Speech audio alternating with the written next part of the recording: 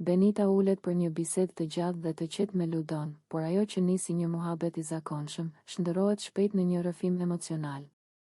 Me një ton të ulet, por shumë të sinqert, Benita fillon të flasë për ndjenjat që ka ndaj Klodit. Ajo pranon hapur se ka pëlqim për të dhe se kjo ndjenjë nuk ka ardhur papritur, por është rritur gradualisht ditë pas dite. Benita i tregon Ludos se sa më shumë kalon kohë në shtëpi, aq më shumë e ndjen veten të lidhur pas Klodit. Ajo thot se mendja i shkon shpesh tek ai, se e vëzhgon pa e kuptuar dhe se çdo fjalë apo veprim i tij i bën përshtypje. Sipas saj, Klodi ka diçka që e tërheq fort, një energji që e bën të ndihet e ngatëruar emocionalisht dhe e bën të humbas kontrollin mbi veten. Gjatë bisedës, Benita shprehet se po i shkon gjithnjë më shumë pas Klodit dhe se e ndjen veten të përfshirë emocionalisht më shumë se sa do të donte. Ajo thot se ndonjëherë mundohet të ruaj distancë, por nuk ja del, sepse ndjenjat e saj janë shumë të forta.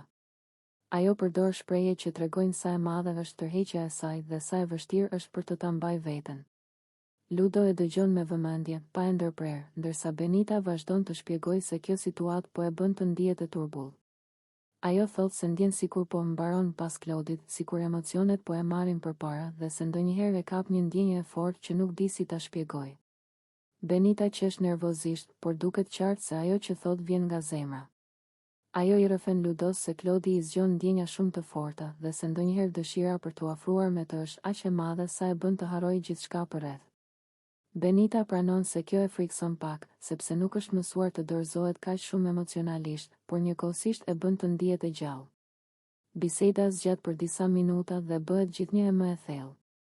Benita flet për konfuzionin, për emocionet që i përzihen dhe për faktin se nuk e di si do të shkojë kjo histori më tej.